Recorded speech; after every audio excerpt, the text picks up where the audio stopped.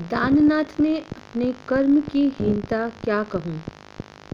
आपने उस स्पीच की कोई नकल की हो तो जरा दीजिए, उसी को देखकर जी को ढाढ़स दूँ।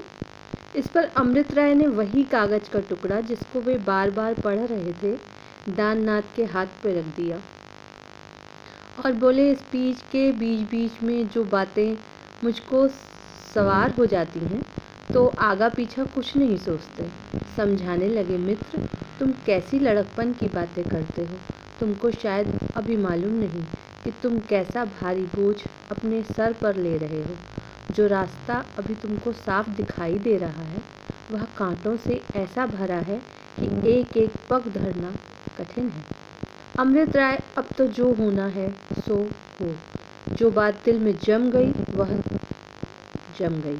मैं खूब जानता हूँ कि मुझको बड़ी कठिनाइयों का सामना करना पड़ेगा, मगर आज मेरा हिसाब ऐसा बढ़ा हुआ है कि मैं बड़े से बड़े काम कर सकता हूँ और ऊंचे से ऊंचे पहाड़ पर चढ़ सकता हूँ।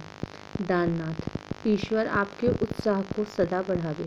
मैं जानता हूँ आप जिस काम के लिए उद्योग करेंगे उसे अवश्य पूरा कर दिखाएंगे। मैं आपके इरादों में विघ्न डालना कदापि नहीं चाहता, मगर मनुष्य का धर्म है कि जिस काम में हाथ लगाए पहले उसका ऊंच नीच खूब विचार ले। अब प्रच्छन्न बातों से हटकर प्रत्यक्ष बातों की तरफ आइए। आप जानते हैं कि इस शहर के लोग सब के सब पुरानी लकीर के फकीर हैं। मुझे भय है कि सामाजिक सुधार का बीज यहाँ कदापि फल फूल न सकेगा और फिर आपका सहायक भी कोई नज़र नहीं आता। अकेले आप क्या बना लेंगे। शायद आपके दोस्त भी इस जोखिम के काम में आपका हाथ न बटा सकें। चाहे आपको बुरा लगे, मगर मैं ये जरूर कहूँगा कि अकेले आप कुछ भी न कर सकेंगे। अमृत राय ने अपने परम मित्र की बातों को सुनकर सर उठाया और बड़ी गंभीरता से बोले, दाननाथ, ये तुमको क्या हो गया है। क्या मैं तुम्हारे मुंह से ऐसे बोधेपन की बातें सुन रहा हूँ। तुम कहते हो अकेले क्या बना लोगे। अकेले आदमियों की कारगुजारियों से इतिहास भरे पड़े हैं। गौतम बुद्ध कौन थे। एक जंगल में का बसने वाला साधु जिसका सारे देश में कोई मददगार न था, मगर उसके जीवन में ही आधा हिंदुस्तान उसके पैरों पर सर धर चुका था। आपको कितने प्रमाण दूं। अकेले आदमियों ने कौमों के नाम पर चल रहे कौमें मर गईं, आज उनका निशान भी बाकी नहीं, मगर अकेले आदमियों के नाम अभी तक जिंदा हैं। आप जानते हैं कि प्लेटो एक अमर नाम है, मगर आप में कितने ऐसे हैं जो ये जानते हैं कि वो किस देश का रहने वाला है। दाननाथ समझदार आदमी थे, समझ गए कि अभी जोश नया है और समझाना बुझाना सब व्यर्थ होगा, मगर फिर भी जी न माना। एक बार और उलझना आवश्यक। अच्छी जान पड़ी। मैंने उनको तुरंत नकल कर दिया। ऐसी जल्दी में लिखा कि मेरे सिवा कोई दूसरा पढ़ भी न सकेगा। देखिए हमारी लापरवाही को कैसा आड़े हाथों लिया है। सज्जनों, हमारी इस दुर्दशा का कारण हमारी लापरवाही है। हमारी दशा उस रोगी की सी हो रही है जो औषधि को हाथ में लेकर देखता है मगर मुंह तक नहीं ले जाता।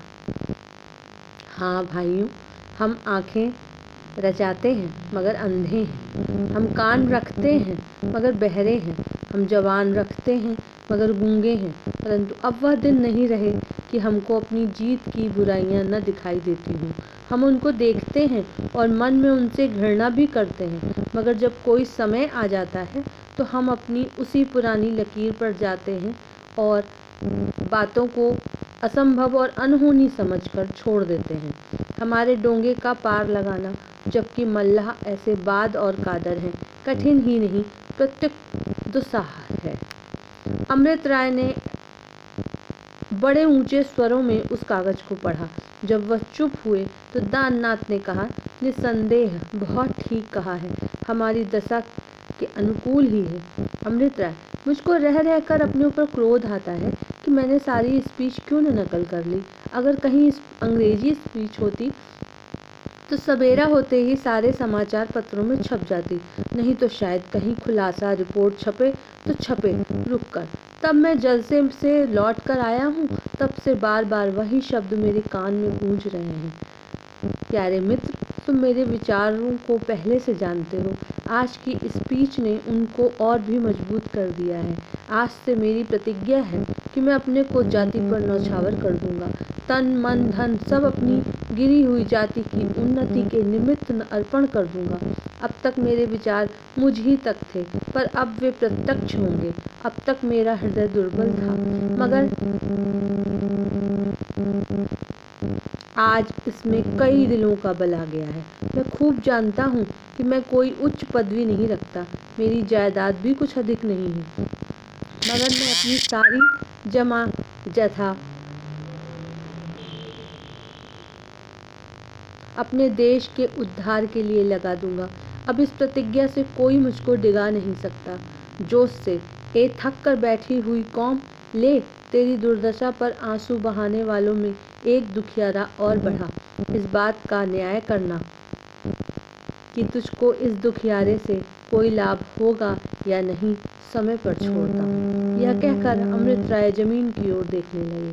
दाननाथ जो उनके बचपन के साथी थे और उनके स्वभाव से भली भांति परिचित थे, जब उनको कोई धुन मालूम हुआ, बोले, अच्छा, मैंने मान लिया अकेले लोगों ने बड़े बड़े काम किए हैं, आप भी अपनी जाति के लिए कुछ न कुछ भला कर लेंगे, मगर यह तो सोचिए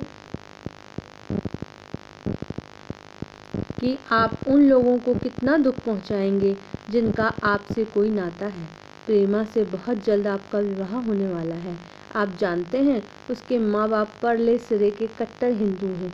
जब उनको आपकी अंग्रेजी पोशाक और खाने पीने पर शिकायत है तो बतलाइए, जब आप सामाजिक सुधार पर कमर बांधेंगे तब उनका क्या हाल होगा।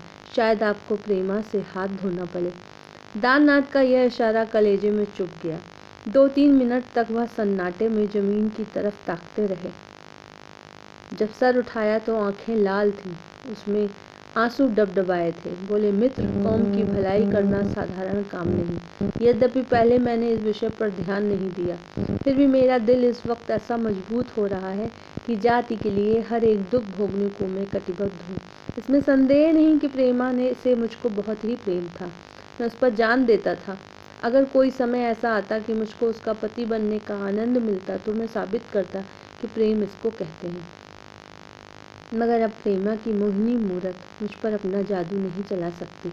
जो देश और जाति के नाम पर बिक गया, उसके दिल में कोई दूसरी चीज़ जगह नहीं पा सकती। देखिए, यह वह फोटो है जो अब तक बार बार मेरे सीने से लगी रहती थी। आज इससे भी अलग होता हूँ। कहते कहते तस्वीर जेब से निकाली और उसके पुर्जे पुर्जे कर डाले। प्रेमा को जब मालूम होगा कि अमृत राय अब जाति पर जान देंगे, उसके दिन में अब किसी नवयौवना की जगह नहीं रही, तो वह मुझे क्षमा कर देगी।